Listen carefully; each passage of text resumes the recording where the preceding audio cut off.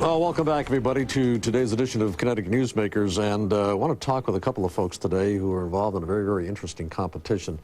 A teacher and a student at Rockville High School. On my immediate right is Melanie Lieberman. She's a senior at Rockville High, and her teacher, one of her teachers anyway, Vicki Nordland of Rockville High School, is also with us. And I thank you both for popping in and being with us on our program. Nice to have you here. Thank you.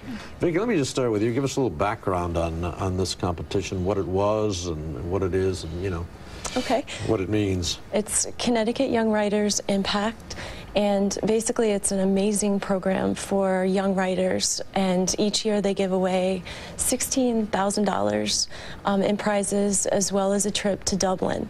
They have semifinalists that come from each county for prose and for poetry, and they have a beautiful ceremony at Central, and then there's one county winner for prose and one county winner for poetry.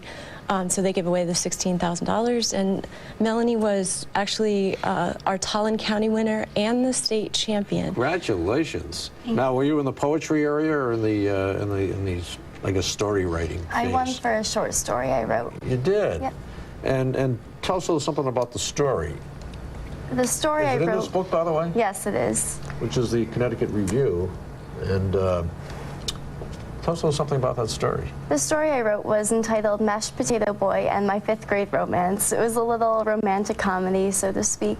It was a very lighthearted story, but I got a lot of pleasure out of writing it, and it definitely proved to perform very well in the competition. Is this a true story, by the way, this Mashed Potato Boy? I wouldn't call it a true story. I mean, of course, everyone who writes feeds off of people in their life a little bit, but it was a fictional story.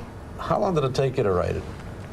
The process from beginning, from the conception of the idea through the editing, probably took about a month, I would say. Really? That's, yes. And how long would you say a short story, how long would it be?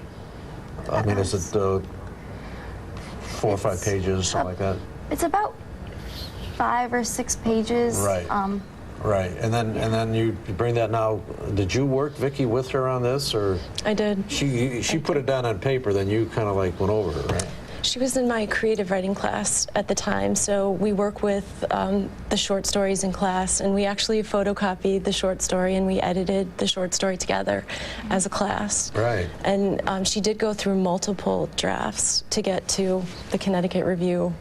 That's what scares quality. me about writing. I would love to write, but it scares me about the research you have to do, and you have to keep going over it and over it and over it and so forth until you get it right. But so then what happened? Now you submit that, is that right?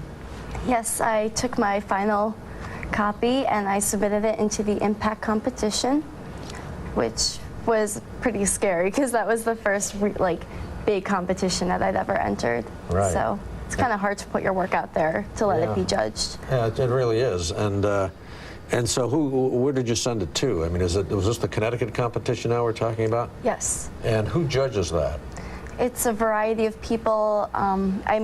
It changes every year, but people from the Connecticut university system, as well as people involved directly with the Impact competition, who are familiar with English programs and writing and oftentimes have published their own work, all get together and they select the poetry and the prose pieces that come together as the finalists, and then they together select a final piece of poetry and prose as the state champion winners. Now, is there also a national competition too? Is that the...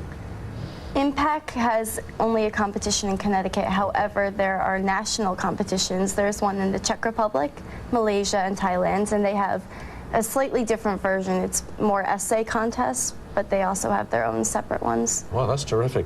Yes. Creative writing, is that common in all schools, Vicki?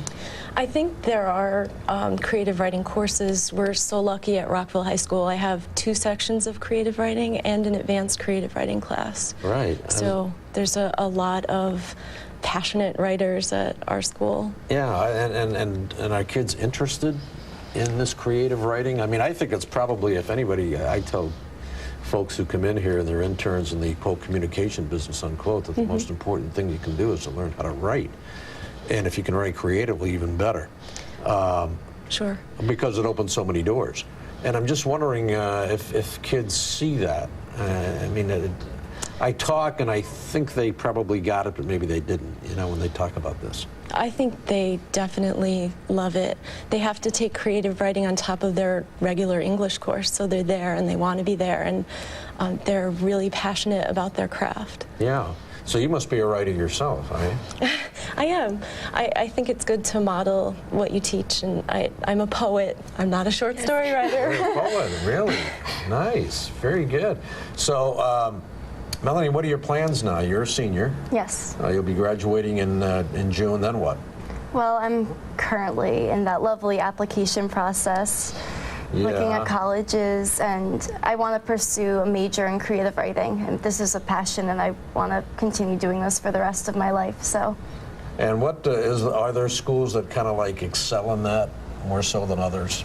Yeah, it's hard to pick out the schools where people do creative writing as a side thing, and schools where creative writing is for people who want to take that all the way. Right. And you have to do a lot of research, but there are plenty of opportunities, especially in city schools, where you can get the internships, and you've got to do your research, but there are plenty of places that offer creative writing for people who really want to pursue it. And way down the road, when we get to you, get to be the ripe old age of, say, 22, 23, what do you want to be doing? My ideal goal, I would love to be writing and producing my work and publishing as my life's work. I would love to be a novelist. I'm also very interested in the actual publishing industry, the behind-the-scenes work of it, and I'm interested in communications as well. So I'm still feeling my way around as to what I want to be doing. You're certainly off to a great start. Final point, Vicki, any other Melanies coming up that you have? You got a strong bench, so to speak? We have a lot of great writers. Melanie's special. Yeah. So. Yeah. But you got some young kids who have the interest. We definitely do. Yeah. Absolutely. Thank you both, and keep up the great work, and congratulations again to you. Thank you very much. Thank you.